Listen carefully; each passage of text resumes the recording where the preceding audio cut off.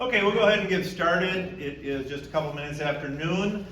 People will come in as they do, and feel free to move about and do all the things. I think you're all familiar with the library, where the restrooms are and such. So just to kick this off, all I wanted to do is just mention the series. We started the E Pluribus Unum series, which is kind of the umbrella out of many one, as a way to really focus on bringing the community together. This sub-series, I guess, under that of Know Your Local Government came out as some conversations. I remember Jeff Adams and Tim Whedon. We were sitting in the Blender Cafe, and this one came up, the idea for this. And then Laura, who will be coming up here in just a second, she was the brains inside building it, and it took the shape that it did. And then, of course, Eric Miller, who very willingly said, sure, I will do this. And what I found is, as talking to the four presenters, is that everyone was really, really interested, willing, the educational piece, the how to get the civic education, and all that kind of stuff. They were really willing to do that. But that there hasn't necessarily been a lot of venues for this kind of learning and understanding and conversation. So certainly it happens at budget meetings. Those are always open to the public. We have that here with the city, and et cetera, et cetera. So what I'm excited about is that we're actually adding to the conversation. We're actually adding to the community. It's just not another stop on the way, but we're actually providing additional information, another venue in that for people to become informed citizens, which, as you know, our founder said, that's really the basis of the American experiment and how it will succeed. So with that, I'll just, Laura, come on up and do the introduction of yourself. Of yourself. Introduce yourself. Introduce yourself. Okay. That's true. What was that? Well, I was going to say it to the end. Okay. Just come back. So just like freshmen in college in the back row, but Tara Tinder and Stateline Community Foundation, we want to thank them, thank it, for providing all of the lunches. There we go. And when Jeff and I sat down and asked to talk to Tara about this program and asked them for their support to be able to provide lunches, she didn't even hesitate and said absolutely. So thanks. Anyone else? Okay. All right, let's try this again. So my name is Laura Grube. I'm an Associate Professor of Economics at Beloit College. I hope that I get a chance to meet more of you, maybe after this presentation today. So I have remarks for maybe 6 or 7 minutes, and then I'm going to hand it over to Eric Miller. So in approximately 1 month, we should be receiving our property tax bills. For several years now, in the weeks after we receive the property tax bill, I get a note from Emeritus Professor of Economics, Jeff Adams. This past year, the note that Jeff sent was followed by a series of conversations in which we raised questions about our property tax bills. For example, we looked at the total reported state aids and thought, wouldn't it be helpful to know how much this offset my individual bill? We did a series of back of the envelope calculations to check the mill rates of the 4 entities listed. We got stuck trying to compare the rates that we were able to generate and the rates that were published in other documents. So we did more digging and reading and spoke with some very smart people, including Eric Miller. And we ended up putting together a white paper, which is now available on the Beloit Public Library website. And I believe there are also some paper copies at the back table. So we hope that the white paper and this series is a way to promote public understanding of local government. I'd like to spend just a few minutes and share with you a bit about state aids. And what I'm going to share is also in the white paper online. So although property taxes are a major source of revenue for local government, state aids play a large role in subsidizing local government in property-poor municipalities such as Beloit. And therefore, this also really presents some important background for Eric's remarks today. So I'm gonna advance us.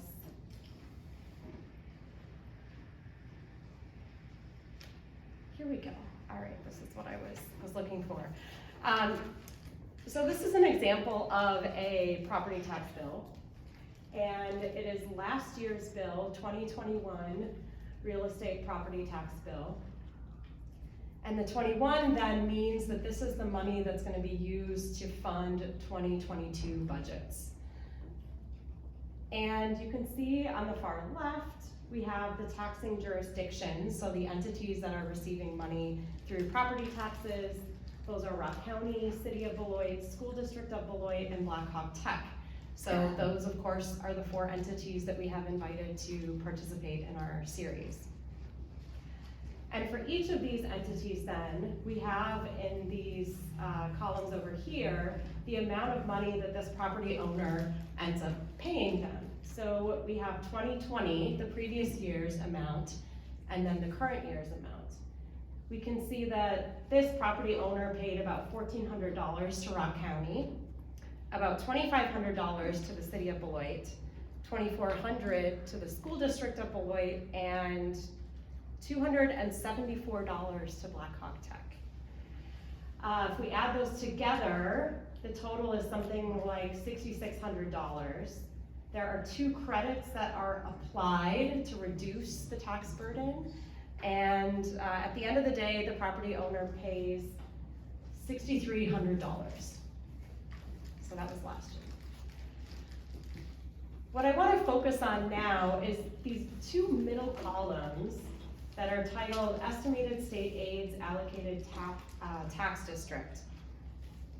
And these are interesting because they're presented as totals, right? So we're told that Rock County received $1.3 million in state aid, School District of Beloit, $75 million. But the question that we wanted to think about was, in what way do these state aids reduce this individual property tax bill, right? So what is my portion of, for example, that $75 million that goes to the Beloit School District? And the way that we went about kind of answering this question is to think about, in our illustration, we have a property that's worth $200,000. What percent of total property value is that $200,000? So it's a simple calculation once you have the value of all property in Beloit, which we know to be $1.7 billion. And if you do that calculation, you get 0.000115, or 1/10,000th. So this individual property owner, their property represents 1/10,000th of total property in Beloit. Kind of interesting. If you go through then and multiply those totals here in column 2 by this percent, you get 156 was the amount that my contribution to Rock County was reduced, $2,100 for City of Beloit, $8,700 for School District of Beloit, and just under $200 for Black Hawk Tech. Does everyone follow? So again, this is my portion as the owner of a $200,000 house in Beloit, my portion of those state aids. Then we might want to add in what I'm already paying is in this column, and summing these together then gets us my 2021 net tax without state aids. Well, with state aids and before applying our tax credits, we were paying about $6,600. If we eliminated those state aids, we would be paying something like $17,800 in property taxes. Okay, so our property taxes would be significantly higher. For all of us that are kind of dreading what we might receive in the mail next month, we could keep this in mind, right? So why does this matter? I think it matters because it highlights how funding of local government is pretty different in Beloit. Relatively property poor places like Beloit receive a tremendous amount of shared revenue or state aid. It also highlights how property taxes could potentially increase if property value per capita in Beloit increases relative to other cities in the state.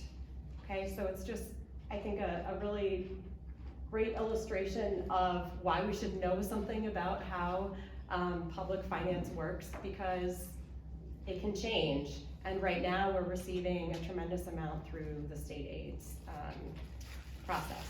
So I don't want to take any more of your time. So with that kind of food for thought here, and I do believe that Eric is going to be talking a bit about state aids today, and we can certainly come back to that as well.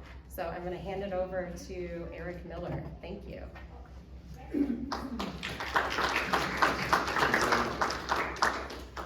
So I'm kind of a wanderer. Can everybody hear me okay, just with the lapel mic? Okay. So, you know, excellent information that was just presented, of course, from Laura in terms of the state aids. I'm going to hit on a little bit of that throughout the presentation, but also hitting on then some of the more local type revenues specifically to the city. But first of all, thank you all for being here. You know, I mean, showing an interest in local finance and just local government, so that we can share and bring information to you, so that you have that ability then to share that with the people that you talk to on a daily basis, that people just might not know or might have questions, and that you might then be able to answer that, you know, with some sort of resource behind you, so that it just helps prevent the spread of false information, right? So first of all, thank you for all being here. Also, I really encourage you all to take a look at the website and look at that white paper.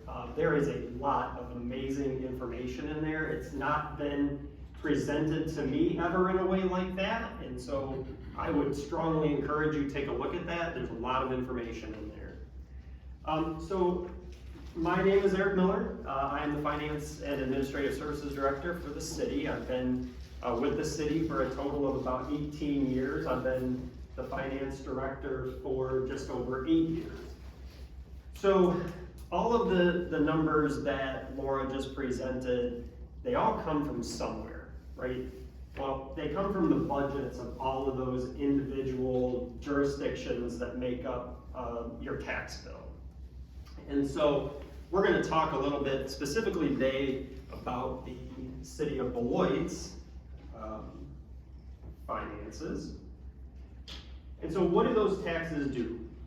Okay, they really just, they pay people, but they pay people to do something, right? We provide a lot of services throughout the budget process. That's what that tax money goes towards. It goes towards the people that get that work done, and it also goes towards equipment that allows us to get that to get the job done as well. It also provides amenities for the citizens or residents of the city of Beloit. So that's what the basis of that property tax does. These are the people that are doing those services. So this is our organizational chart, very high level from the city manager on down. But these are the people that those tax dollars are helping to fund. What else does it go towards? It goes towards our strategic plan. So our strategic plan is adopted by our city council every year. That is the foundation of what is included in our budget. Okay, so this is our roadmap to how we accomplish what we want to accomplish and how we might want to go further into the future through our strategic plan. The strategic plan can be found on the City of Beloit's website. It's very public. It's a detailed plan on certain initiatives under each of these broad goals, and we have certain checkpoints or measurement points that allow us to figure out, are these programs successful? Are they doing what we want them to do? And if you don't measure it, you really wouldn't have an idea on how that would work. So the whole plan is inclusive of our goals, our initiatives, and our measurements. So while you're all here, this is why we're here, right? So this is the proposed budget number that was presented to council back in October. There has been a slight modification to it on the adopted, but when this was put together, we had the proposed in there.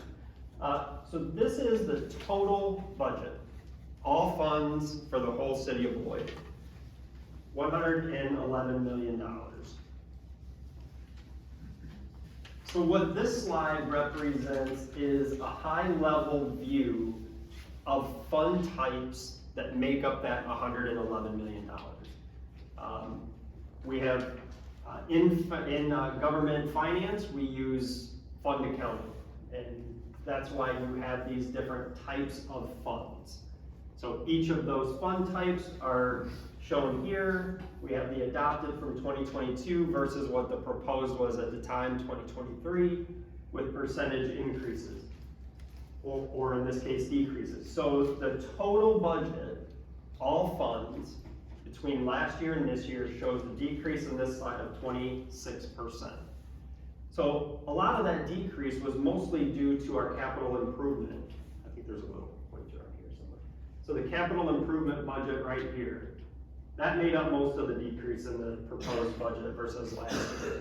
Once we approve a capital improvement budget on an annual basis, those appropriations stay in the budget until the project is complete. So we don't need to repeat a same project that might not be completed in the following year. That's why you see those decreases there. The $52 million capital improvement plan is still in place, but we didn't get $52 million worth of work done in a single year because it was a multi-year project.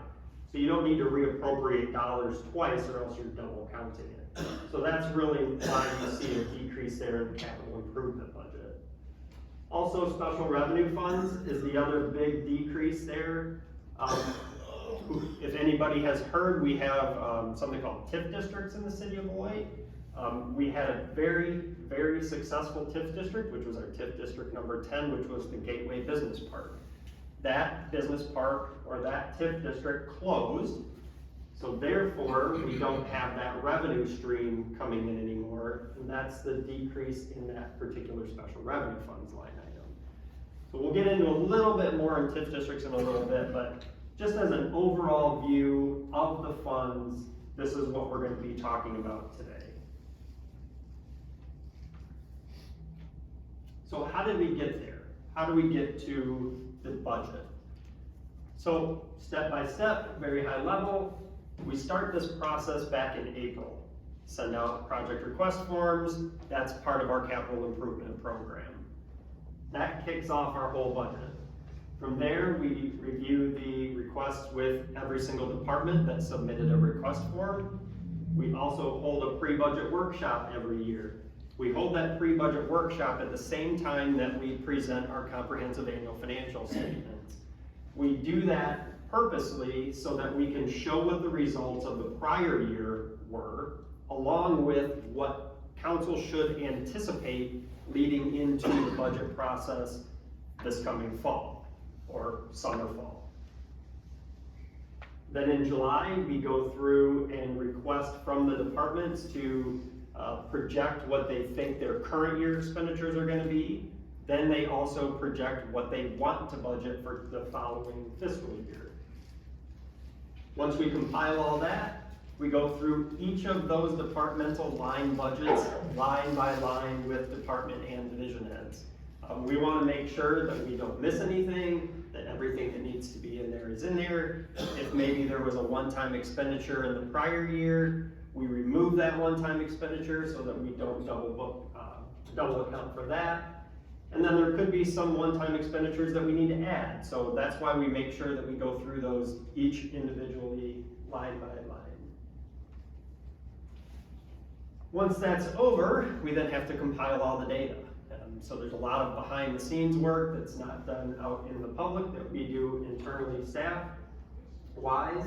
And then we present that final proposed budget to the city manager, finish this document up, the proposed document, and get it ready to be presented to council as a proposed budget at the first meeting in October. The following week, we have another budget workshop with council where we go through all of this again, and we want to make sure that council has an opportunity to get any question that they have out prior to going back to a council meeting. Because this is truly their budget. This is city council's budget. They're the ones that are directing staff what they want to see in that budget. So we want to make sure that they're 100% comfortable with everything that's in there. We then have a public hearing at the second meeting in October of every single year. And we have to do that by statute. We have to hold a public hearing. And then we come back the first meeting in November to adopt the budget. We have to have a budget adopted by the second meeting in November at the latest, because if you don't, you won't be able to prepare and get your tax bills out by statute, which needs to happen by the third Monday in December of every year. We generally try to get those out second week, and the first week, second week December, but by statute we have until the third Monday of December to do that. There's a lot of work to do after you approve a budget. There's a lot of documents that we have to put together. There's many state forms that have to be filled out and submitted.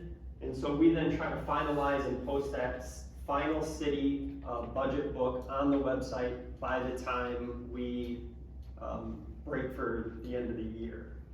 So that, in a nutshell, is the budget process. So obviously, I just mentioned it in maybe 5-6 minutes, but it takes about 9 months really to complete the whole process. And so, sad to say, we're not even done with this one yet. We're already kind of thinking about next year's budget, but that's just the life of the finance director. So again, this just kind of reiterates the high-level view of all of the different fund types that we have. We provide a budget for each of those different fund types. There's many different funds in those fund types. We do prepare budgets for each and every one of them. So the general fund is kind of the main fund that people pay most attention to. It funds most of the operating budgets within the city. And so the general fund is mostly funded through the tax levy. And this is where we pull back into what we were opening up this presentation with the tax bill. So this is our proposed levy. And so if you recall on the slide here, $36 million to the general fund. And you can see that up here at the very top, general fund levy is just under $11 million. So just under $11 million of our total $36 million is funded through the property tax levy. There's many other fund types that are listed here that also get subsidized through the levy. The other main one is our debt service levy. We also have subsidy for the transit, subsidy for the library, as well as some local matches to some grant funds that we normally get for our public safety departments. We also have some engineering grants, which is an MPO, which is a group effort to look at some to traffic, bike lanes, that sort of thing. And then we have a levy subsidy that still goes to the golf course for $50,000. So the total amount of the levy is $19 million, even though $11 million of it is for the general fund. That gets then allocated to all of these fund types through a resolution that gets passed at council when we approve the budget. And then what we all are really interested in is this little number down here. So that is what we call the local tax rate. And that's one portion of the tax bill that Laura was mentioning in the beginning part of the presentation. So what we're seeing here is some pretty big differences, particularly this one right here. That one is the assessed values. That was primarily increased due to a total revaluation of all properties in the city of Beloit this year that had not been done since 2009. Okay, so you can imagine what property values have done over the last 13 years. We're capturing that right here. We had to do that. By statute, you have to be within a certain percentage at least once every 5 years. We have exceeded that threshold over the last 3 years. 2022 would have been year number 4. Inevitably, as Laura mentioned earlier, it was a depressed property values in the city of Beloit. It absolutely would have been below that threshold in 2023 had we not done something. The state would have made us do it. Okay, they would have come in, they would have done it, and we'd have had to pay for it. So instead, we did it ourselves, and we knew we were going to do this several years ago. We've planned on it. We've actually started doing work on it in 2020. Did some more work last year and then finished it up this year. So that's the main driver. The assessed values is the main driver of this number here. And what is this number? It's simply a math problem, okay? It's just math. You take your levy, divide it by your assessed value, and you come up with your property tax rate, okay? So if your denominator gets significantly bigger, right, then your product is gonna be smaller. It's just the way it's gonna be, which is great. Great news, right? Property tax rate just went down. Okay, so the difference is you're now paying a lower property tax on a higher value, but depending on what the percentage increase in your value was, will depend on what your total property tax is when it's all said and done. So unless you see a certain percent increase in that value, you may actually see a property tax reduction when you get your bill in December. And that's obviously everybody's goal, right? But what it really does is it rebalances out where the payments come from.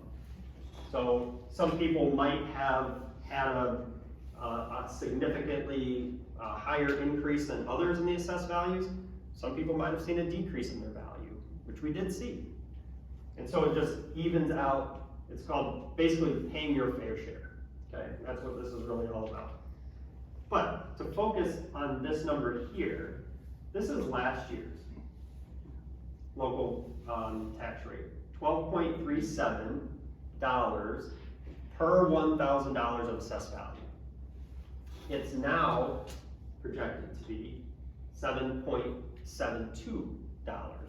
So a reduction of $4.65 per thousand of assessed value. That's a huge, huge reduction.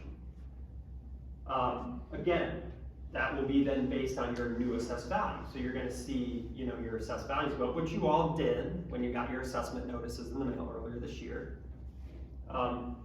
But to be able to compete with other jurisdictions on like an economic development standpoint, that you can go to a developer and say that our tax rate is now $7.72 versus $12.37, that's unbelievable.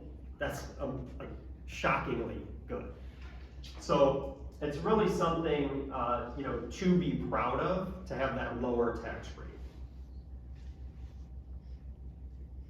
And this just illustrates it even more. So this is where our tax rates have been over the last several years, last 5 years. And you can see that we're generally pretty flat. I mean, when you look at rates in general and where inflation has been and what things cost, just services in general, pretty flat tax rate. But you can see that huge decrease going into the 2022-2023 year. And this is, again, the reason why. So in the state of Wisconsin, there's 2 forms of assessments. There's assessed values, which are done by the local assessor, and then there's equalized values that are done by the state. The difference between the two, when you just divide one to the other, that's called your assessment ratio, okay?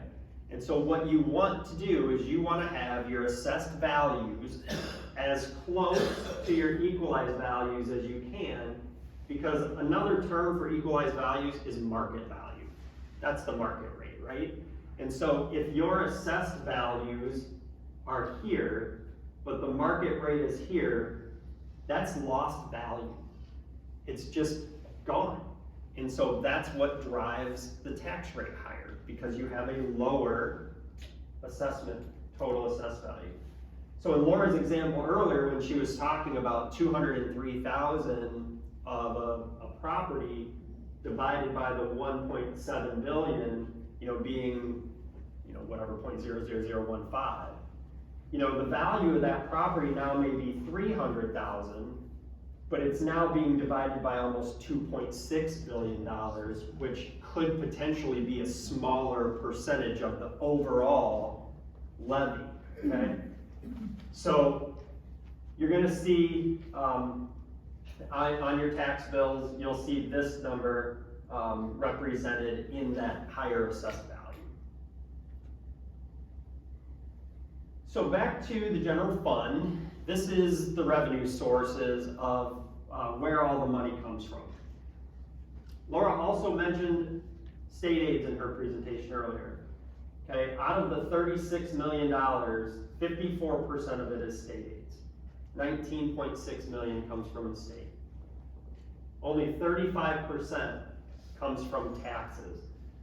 And taxes just isn't the levy, there's other taxes that are included in that number, that's why those two numbers don't match exactly. But I think that says a lot. When you look at 89% of the total funding source of our budget comes from two sources, property tax and the state. The other ones, relatively small, 2%, 2%, 1%. And we'll get into each of those in a little bit. Actually, on the next slide. So what makes up state aids? The majority is going to be shared revenue. And Laura touched a little bit on that earlier. So shared revenue for the city is right around $16.5 million of that 19. The other portions are general transportation aids, expenditure restraint, and then computer exemption, personal property, and video service provider aids. This bottom line, those first two items used to be on your property taxes. Those used to be funded through your property taxes until the state came in and said, we are going to exempt those to give tax relief to the residents, but we are going to make municipalities and other jurisdictions whole by then providing that benefit to you directly. So that's fine. We can accept that because we were made whole. The problem then is they now have control over that aid, okay? That's the fear of local government finance directors. When the local government no longer has the ability to control the amount of their revenue streams, it's a little scary, okay? That's the same as shared revenue. So they have the ability to manipulate the payments that they make to local government. They can do that when they approve their budget. Every 2 years, they approve a budget. They're going to adjust that number. Now, thankfully, they haven't. But what that also means is that they haven't increased it either, okay? So every year, I will tell a council, I'm grateful that the number is still the same, okay? Because it's much worse, as Lauren indicated earlier, if that number were to go away, how and what would your property taxes need to look like in order to still provide the same level of service without the state aids? And what would happen? We'd have to have a serious conversation about what services we still want to provide as a local government. So taxes then, of course, makes up 35% of our total general fund. And what's controlling the taxes? Okay, so we talked about that assessed value piece earlier. Some people's original idea was, wow, geez, you're gonna increase assessed value because you just wanna make more money. And that's 100% not true. because the increase in assessed values does not provide the city an opportunity to increase its levy. It's two entirely different things. So there's something that we have in the state of Wisconsin called levy limits, okay? Levy limits are controlled by the percent of net new construction. Okay? That's how much we're allowed to increase our levy by on an annual basis, the amount of net new construction. There's a couple other little caveats in the levy limit laws and rules that allow us to capture some value. That's where our TIF conversation comes in. But absent a TIF, if you have 0% net new construction in your community, you cannot increase the amount of your levy. Doesn't matter what your assessed values are. So I think it's important for that piece of information to get out there so that people realize that we don't just increase assessed values to make more money. It just doesn't work that way. Okay. The other piece is our hotel motel tax. That's done when you go stay at a hotel or motel. You pay a tax, they remit it to us, and then we pay a portion of that to our local Visit Beloit. 80% of that actually goes to Visit Beloit. And then of course we have payment in lieu of taxes, otherwise known as a pilot. The water utility, since it's municipal owned, it's tax exempt. So in order for us to get some value for that tax exempt piece of property, we get a payment in lieu of taxes. And that's where we get then basically some revenue from the utility. Another portion of the budget is departmental earnings. Those are things that we charge the users for. So some of our park and rec programs, inspection fees. If you use a service of ours, there's generally a fee that we then associate with that service. We try to recapture or recoup some of those costs that it takes to provide that service. And that's in the form of departmental earnings. Cash and property is basically another name for interest income, which is anybody who's had any kind of investment over the last several years has been basically nothing, right? I mean, until the Fed started increasing interest rates, your overnight rates were at 0. So this has actually seen some growth over the last 6 months. And then of course, other income could be fund balance. So fund balance is kind of just an amount that we have in reserve, but we have a policy that states what we can use that reserve for. And so you don't want to use fund balance to pay for salaries, for instance. That's an unsustainable way to fund somebody's salary that you know is going to be recurring on an annual basis. But as soon as you use this one time, it's gone, right? So we use one-time expenditures. So the cost of us to do the revaluation, for instance, was a one-time expense. We applied some fund balance so that we didn't have to increase taxes. Do you want to take questions now, or do you want to wait until the end, or does it matter? You better take them now, because I'm Okay. gonna get it. Okay. Flo, and then Rebecca. So my first question with the local levy, because we have seen a lot of new construction within the city, how is that impacting our taxes like that are coming up now? Yeah. Because we know it's not 0%. Right. Okay. And repeat the question. Okay, so the question was, we've all seen construction in the city. What is that meaning for our existing budget? Because we know it's not 0. You're right, it's not 0. It's 0.649. 0.649%. So less than 1%. Okay? So we might see houses being built, we might see a building being built. Remember, it's net new construction. So it's not just the new value, it's what might have been had to take down prior to the new building going up. So you're gonna lose value when you maybe demo something, and then you're gonna build.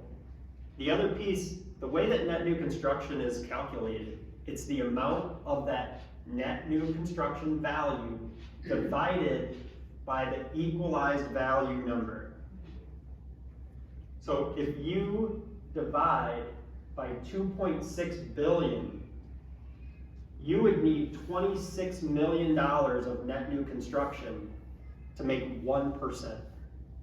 Okay, so it puts it in perspective of how much you actually have to have in value to make 1% of net new construction. Generally speaking, net investment in a property is about 60% to the value. So if I invest $100 million, that's really only about 60 million in value. And then that in turn gets divided by the equalized value. That is a total broad stroke of the brush. That is not 100% fact, but that's generally what we see, just to put that in perspective. So what does that mean for our taxes, right? So you multiply then that net new construction by the base amount of your levy, okay, base levy. So when we talk about building up levy base, that's by taking our total levy, subtracting out a couple of items, particularly for the debt service, which is about $6 million. That's your base. That base is about 12 million, 12.5 million. So 1% of 12.5 million is 125,000. So think about what inflation has done over the last few years, particularly the last year and a half. And I've got a $36 million budget that now I can increase by $125,000. Okay, doesn't really sound like a whole lot, right? It's pretty minimal. That's why the system's flawed. Okay, it's a big flaw in the system. Okay, hope that answers your question.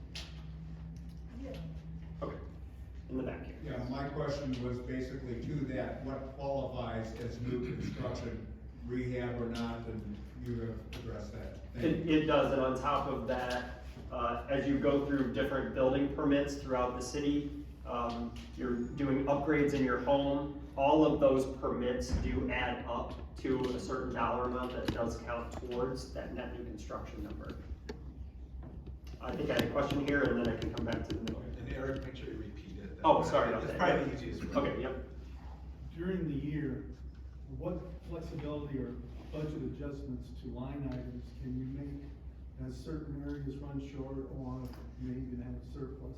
I'm thinking about it's a bad winter and you need more money for snow removal and that kind of stuff. And so the question was, what flexibility do we have to make adjustments to the existing budget once council already approves it? And the answer is you can go back to council and do a budget amendment.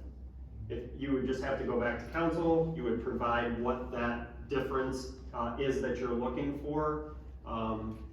First, you would look at your total general fund. So in your case, bad winter. We've had those occasionally, right? I mean, that happens.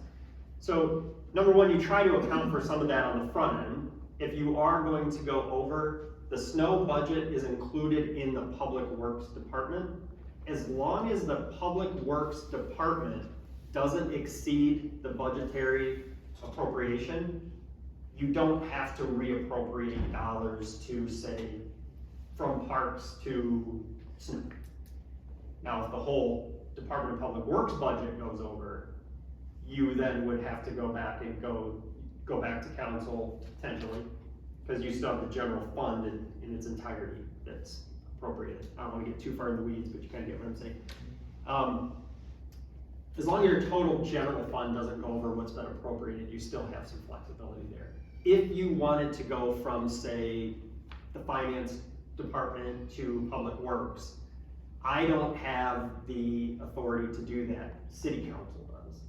I have the authority to go between my own budget or between divisions within the police department or fire department. I can't go outside of departments unless I go through a budget amendment process. Yes, right. The revaluation increase, I think you had on one of your slides that there was like 793 million or something. Yeah. What was the residential, non-residential split on that increase? So the residential went from about 900 million to 1.45 billion, if I recall. So of the 793, it made up about 550 million. It was mostly on the residential side. Yep. Residential on average increased by about 60%. Commercial on average was about 32 to 35%. Is that because the commercial has been updated more often? Yeah. It's more, because it's done by the state in the first place? Yeah, so the question is, what was the reason for the residential versus the commercial? And that is the reason. So, well, manufacturing is done by the state exclusively, so that's a piece of it. Commercial is generally done more, because you have a lot of the new construction was mostly in commercial. So you see a lot more of it, and it's more up to date. Residential, you might have had a property that was assessed in 2009. It stayed the same for 13 years. If you didn't do any work to it, if you just kind of left it go and kept it up, just did everything you could, then it never really changed. So yeah, that's mostly the reason. Any other questions before I move on? The only thing I would add to what you've already said was, there's that delay between what we see happening and when it actually hits our books. And I bring that up every year, because it's a frustrating thing to look at and perceive, but you have to realize that it takes time. Yeah, so the comment was that there's a delay in what you might see to when you might actually get the benefit for, and you're 100% right. Assessed values are actually as of January 1st of every single year. So if I start a construction project in March of 2022, then it doesn't complete, say, until summer of 23. I'll have only a partial assessment in 2023, which impacts the 24 budget. I won't get the full value of that until January 1 of 2024 for a 2025 benefit to the budget year for something that I started in March of 2022. I used to say 2 years. Yes. Just for a good round number. Yeah, but it's a good point. Okay, so expenditures. So the number here is the exact same as the revenue number, right? So when you hear people say, I have a balanced budget, that's what a balanced budget means. My expenditures equal my revenues. What makes up the most of the expenditures in the general fund? Police and fire. So protective services make up 60% of our budget. The other 18% is public works. Those are very common percentages across municipalities across the state. Okay? It's very common to see police and fire be your two biggest departments. They are the biggest departments, and for good reason, right? I mean, that's what they're there for. They're public safety. It's the very first strategic goal of our strategic plan. Healthy and safe and healthy neighborhoods, right? That's why. So what does that mean? So protective services, police and fire, pretty straightforward, right? So public works department, streets, park and rec, snow removal, like was addressed earlier, finance and admin, which of course is me and my staff, the local assessor, clerk's office who runs the elections, we have risk management, accounting, some of the behind the scenes folks that are doing a lot of the work that they're not really public facing very much. Community development, so we have planning and building services and housing services. That'd be our code enforcement officers, any of the permits we talked about in planning, that sort of thing. And then general government would be city council, city manager, city attorney, economic development, IT, and HR. So, yes? Go back to the slide one. Go back to the previous slide. With the list of what's in This is revenue. the actual functions. One more, there. It strikes me that the library is a local government service, golf course, trash pickup. Yep. Water and sewage. Yep. Why are they separated out? Why aren't they part of the general fund? So the question is, why aren't the other funds that we saw in the prior slides included in this particular slide that is regarding general fund only? So, and I'm actually gonna hit on that in a minute, but the short answer is they have different revenue streams. Okay, so when we talk about water, sewer, stormwater, transit, trash, all of those are fee-for-service type items. Okay, you get a monthly utility bill that has all of those listed out on it. Those fees go specifically to cover the costs of those particular funds. Those water bills and sewer bills and trash bills that you're paying don't go to fund, any of this. It doesn't hit any of that. Those all go to, they're called enterprise funds. So those enterprise funds are treated differently than these governmental funds. An enterprise fund is used, it's fee for service. It's more like a real, like non-governmental business. And so you have more like GAAP type accounting instead of through, GASB, which, Governmental Accounting Standards Board. So that's why they're not included here. Different fee structure.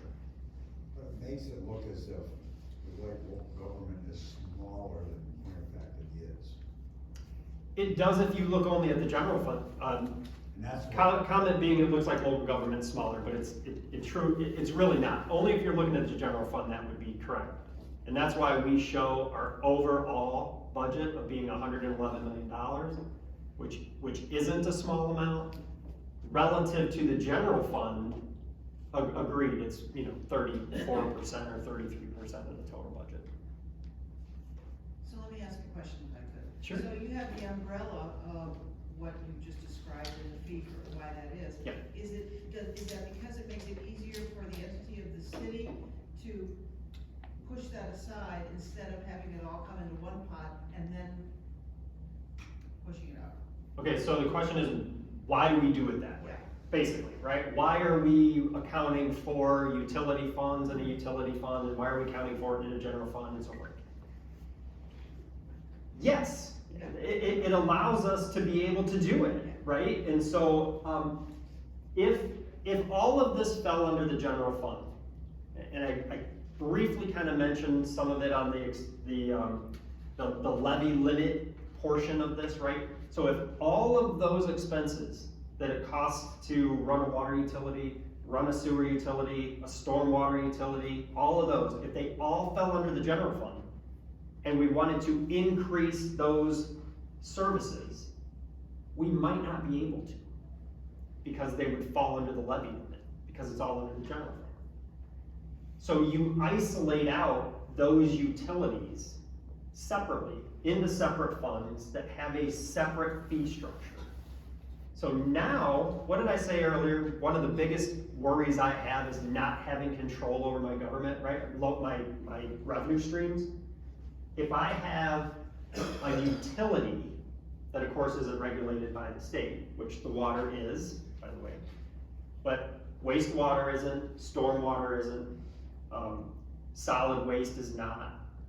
Those fees could be increased to meet the need to cover the service.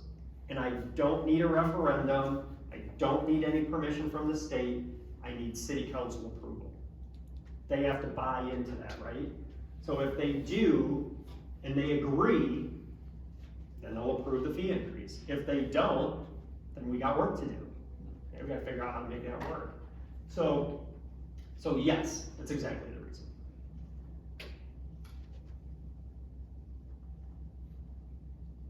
Okay, so that was the general fund. There's other fund types that we talked about, and these will go pretty quick here. So capital improvement fund.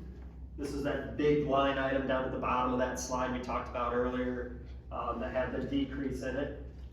That capital improvement fund is funded by these funding sources right here. The main one being our general obligation, or GO, notes and bonds that we issue every single year on the open market. We also use fund balance, special assessments. We get grants. We try to apply for as many grants as we possibly can. Operating budgets, particularly through the utilities. And then private-public partnerships, which are important to be able to get things done. The uses are street maintenance, reconstruction, things that you see every year, the orange cones, right? I mean, that's where it's coming from.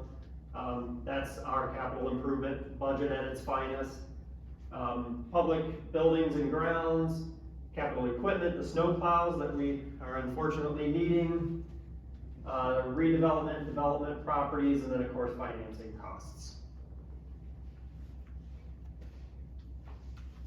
Debt service fund. So when we borrow money using our general obligation notes and bonds, we have to pay that back, and we have to pay it back with interest. So in order to do that, you have a debt service fund that pays all those bonds and notes off. Okay, we do that through either a tax levy, maybe utility funded, maybe tax increment district funded, could be special assessment funded. But all of those different types of funding sources are what we're using then to pay off that debt. The one good thing about levy limits is it excluded debt service. Now, why did it do that? Well, because the state doesn't want a bunch of local governments going bankrupt, right? They don't want that. They want us to be able to meet our obligations that we covenanted when we borrowed the money.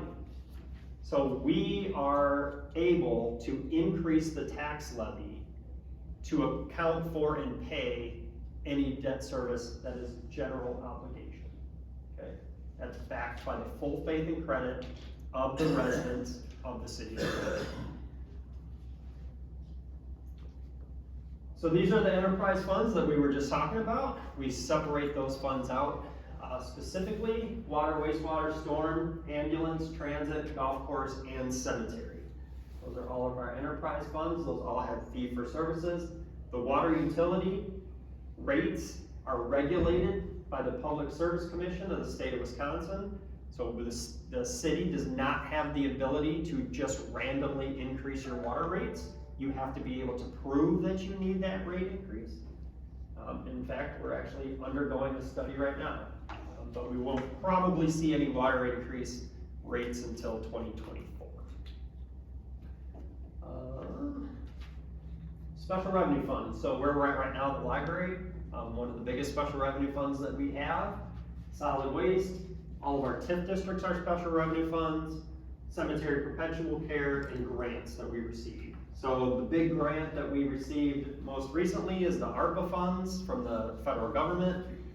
That is a special revenue fund that we set up specifically to account for ARPA funds. CDBG, home, police, and MPO are the other main kind of grants that we get on an annual basis.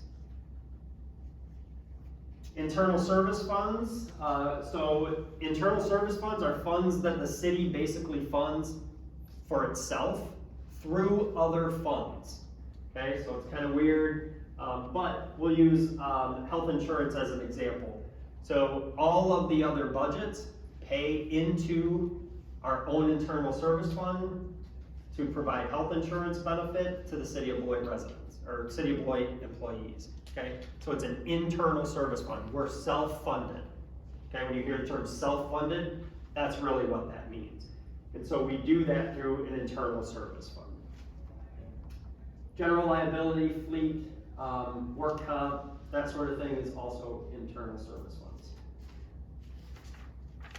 So some of our big challenges, we've touched on a lot of these throughout this presentation, but the reliance on state aids, I think, is one of the biggest challenges that we have, okay?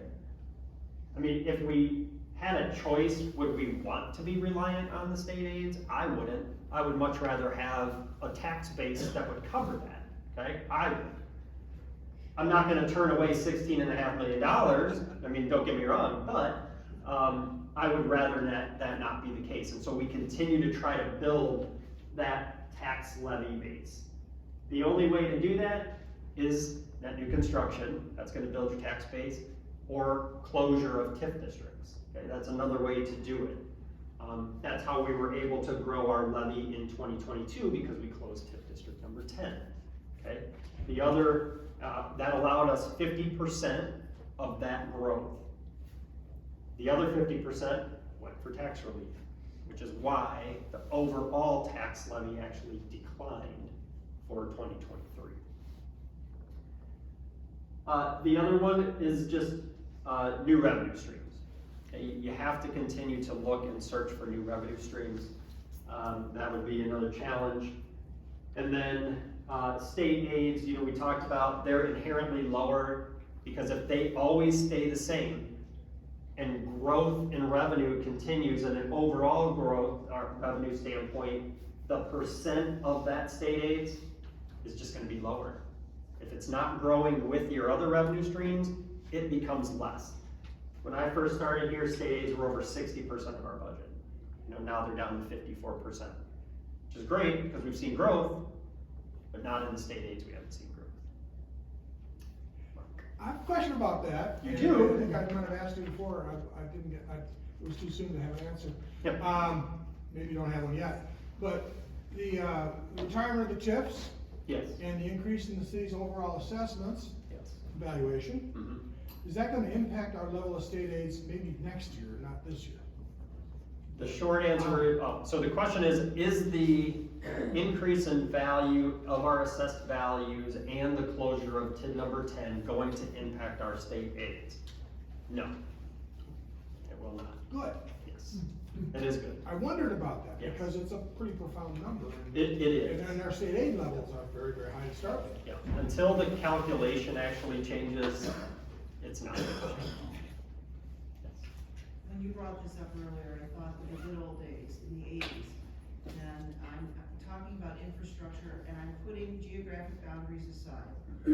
Housing is the answer to some of this, for most of this. Is it feasible, and is it being done? I don't believe it's being done, but in the old days, we were able to collaborate with government and utilities and developers.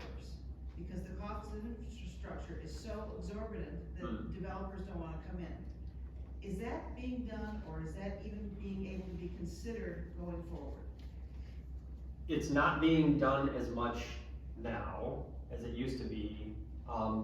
However, the question was, should we be working in partnership with the utilities, developers, the city, in order to help increase housing in the city of Beloit, in a nutshell? Yes. Yeah, we should. Not should you, would you, Well- and are you? So we're not really, but a lot of that is because we don't have an open TIF district right now to be able to do that. So if we end up opening a TIF district in an area that allows for that type of development, that's where funding of infrastructure comes in. Because, agree, developers want to not have to pay for water, sewer, and roads because they want to make more money. I mean, that's the reason. And I don't blame them, I get it, but that's a benefit to the city as well, so I don't begrudge anybody from wanting to do that, okay? That adds value to the tax base. So, absent a TIF district, we don't have a funding stream available to do that unless we use special assessment, okay? So from your vantage point at 50,000 feet up, is there someone in the city that is taking that eagle view of the land that is or could be available and saying, that may make a good TIF district? And how do Yes. we pursue that? So- Yes, we're looking at whether there's potential for future TIF districts.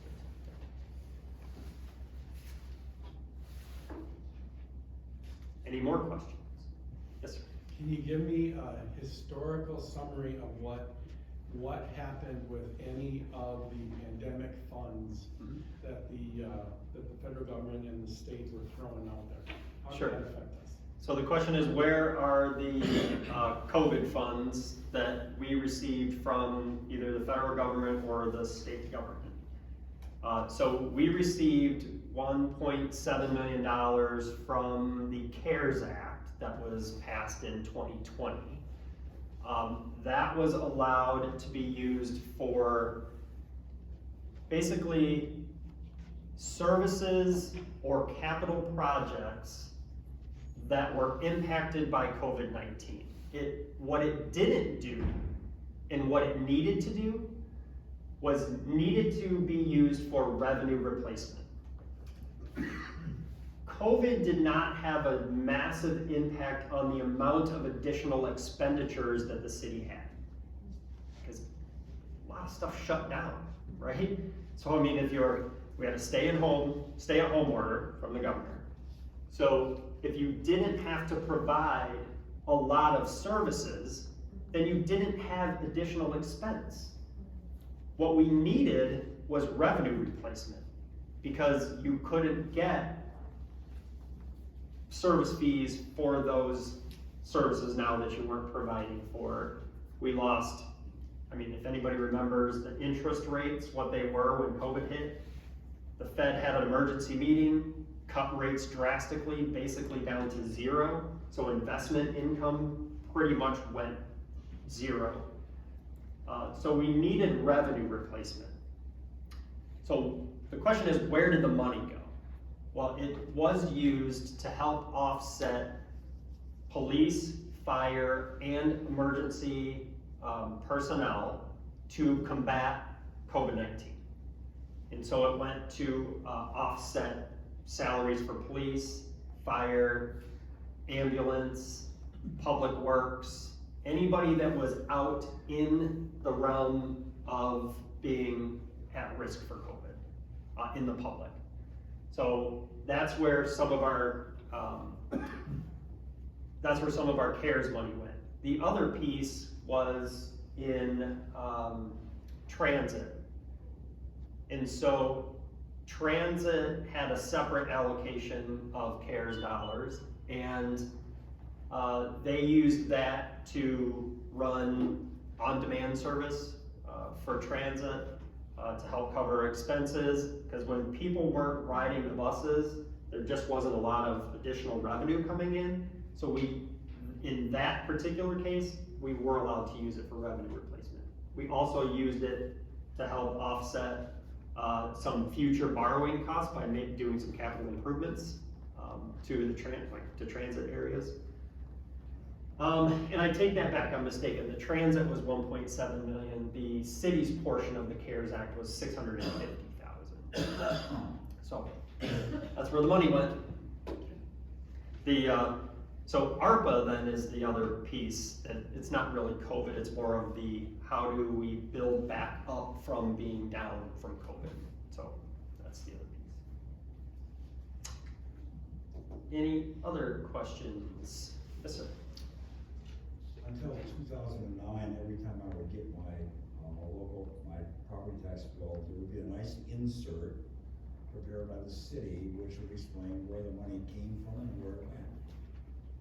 Since then, what I get in my property tax bill is an insert from the City of Beloit, which tells me how I can get a dog license to dispose of my Christmas trees. Yep. What message are you sending to taxpayers with the absence of that? Where did that money go and what was it used for? Yeah. So the question is, where did the old tax insert go versus what it is right now? The message is license your dogs. That's the message. Just kidding. It's more revenue than sales. So what we actually try to do is we distribute the flyer that we know, or the insert that's going to go into the tax bills, to the different departments throughout the city, and then they will reply back on what things that they would like to see hitting the public that might not be seen otherwise. That's what that is. It's really nothing more than that. Could we redo something similar to what we saw at the beginning part of this presentation where, you know, what does your tax bill look like? Sure. We just haven't done it yet. In the absence of a real newspaper,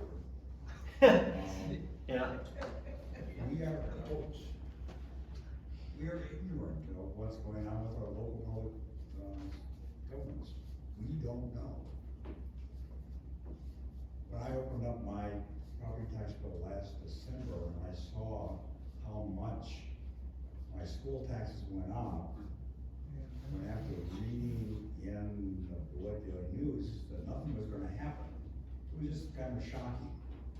Not that I object to the tax, but I was surprised. Yeah. And I think those kinds of surprises are one of the reasons why local governments are distrusted by voters and citizens. and that's unfortunate. Yeah, I would like to repeat your question, but I didn't really hear a question in there. But I think it was more of a commentary. But But that's a commentary for the city council, because couldn't the city council direct the department to go back to being as transparent as possible with that insert in those bills? yeah, so that is a question. So the question is, could we be more transparent? Sure, I mean, that's what we're trying to do, right? I mean, that's why we're here today. Yeah. I think what might be misconstrued is that it was an intentional, redaction of an insert to, make it so that people didn't know where their money was going, and I don't think that's necessarily what happened. I think you have change in management, you've got change in direction, I think it's just something that happened. I have one last question, because I have people that call me all the time and want to know, and I believe this is at the state level, not the local level, correct me if I'm wrong. Many states have, the ability to freeze the residential taxes of people over a certain age. And that is a state, situation, correct? Do you ever hear that from, the state of Wisconsin? Yeah, so the question is, does the city have the ability to freeze taxes, or is that the ability, or does that have to come from the state for members of the community that happen to fall over a certain age restriction?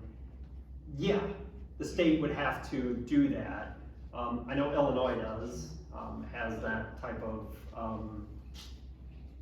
there's something in there for people that are over, I believe it's 65 in the state of Illinois, but I think in order for any of that to happen at the state level, would have to be some sort of legislative action, and I just feel Well, there's like, a constitutional change, because you Constitutional, got a yeah. uniformity clause in the Constitution. yeah, so I just don't see it happening, I mean, unless there was some amendment. But it's not on the local level, I can tell you that. No, I figured that, yeah. Yes, sir.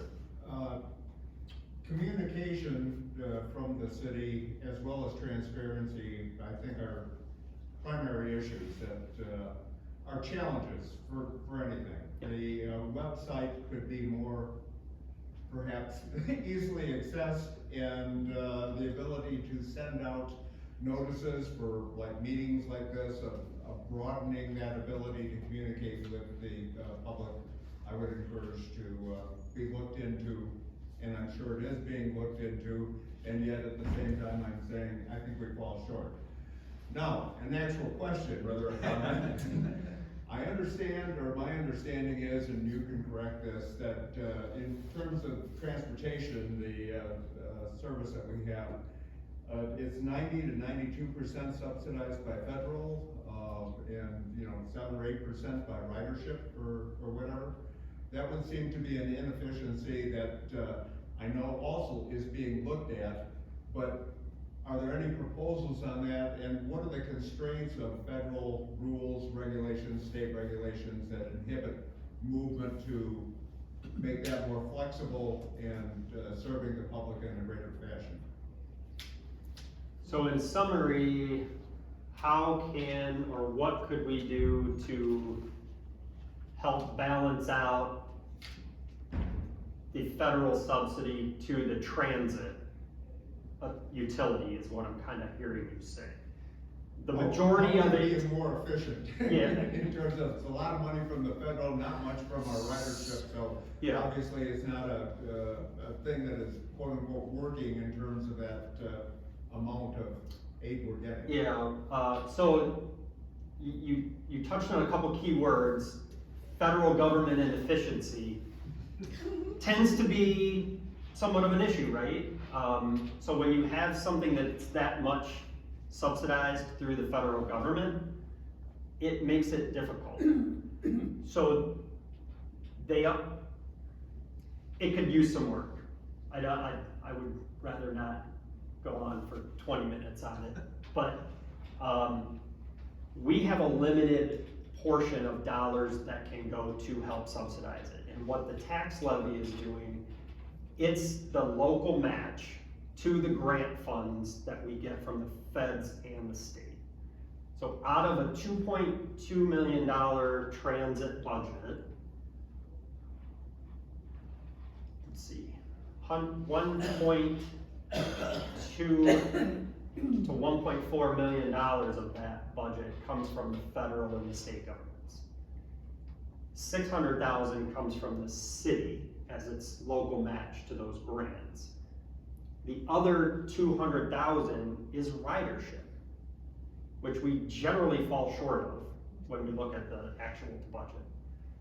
So there is no way to transfer the burden to somewhere else to pay for the difference. Does that make sense? It's difficult. No, it doesn't make sense, but I understand. One more question Yeah. in relation to the closing of the TIF district. Yeah. What, 12.5 million, something like that, it was to go for affordable housing or workforce housing, however you want to define that. Can you tell us a little more about the city's plans to actually apply that money to the housing situation we have in Beloit? Yeah, so the question is, we had TIF district number 10 close.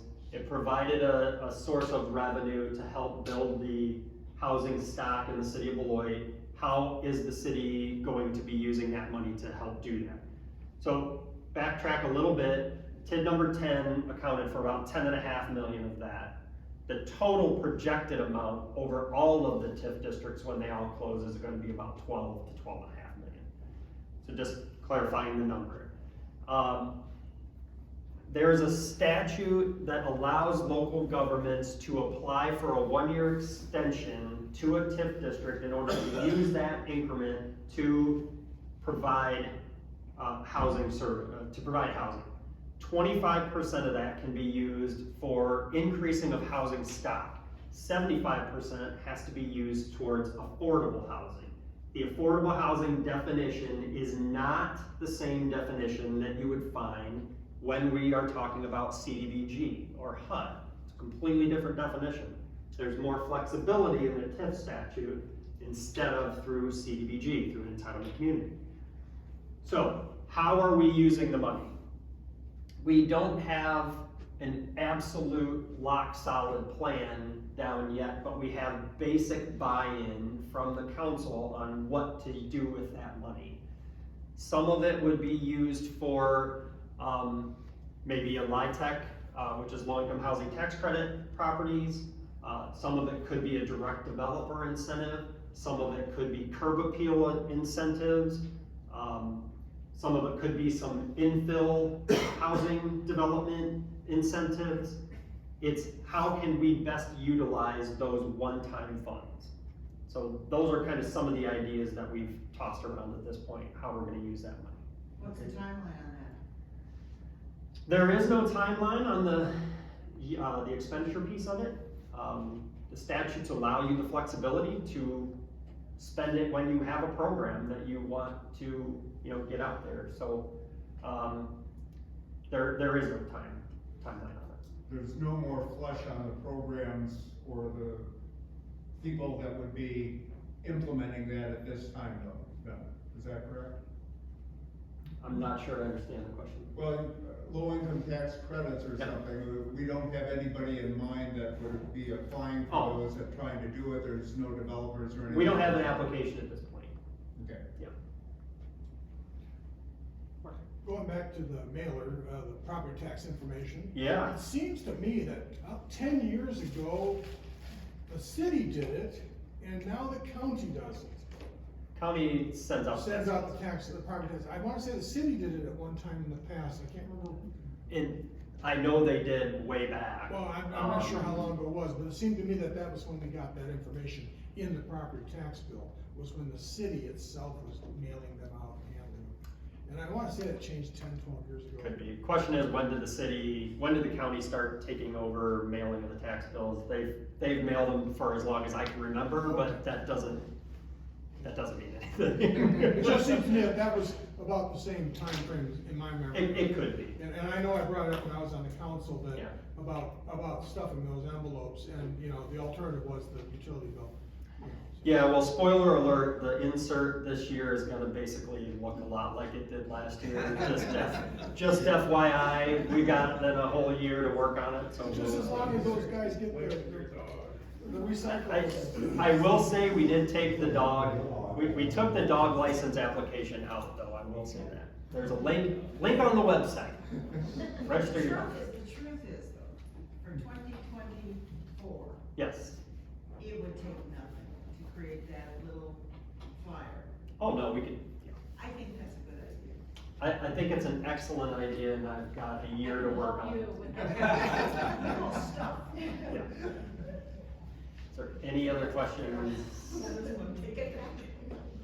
Yeah, thank you so much, Eric. You can see why we had Eric begin this series. Both the knowledge that he has, also the openness to any of the questions. And some of the questions, of course, are really getting at strategic questions and who, you know, we'll have a city manager sitting here at this presentation at the next time we do it. And that individual will stand up and answer some of those questions that were the higher level kinds of, or strategic direction kinds of things, like what's coming in our tax bill. So thank you very much to Eric. Eric, of course, is representing the city. Professor Laura Grube, Emeritus Professor Jeff Adams from Beloit College. We're here at the library, and of course, Stateline Community Foundation is a key partner in funding this and just helping getting it off going. So those are the kind of partnerships and the kinds of programs that we definitely want to see more of. Thank you for being here. We let it run long, so on your evaluations, because of this being the first time, maybe they need an hour and a half for the first round go through and not try to squeeze it into an hour. We have 3 more coming up, and then we've already told Eric he's going to do another tour in the spring probably. Nick, can you show that slide where you have the next one? Yes. And then I'll go back to the beginning and show that slide, but thank you very much. And the slideshows will all be posted on our website under the Know You Know, or Know Your Local Government.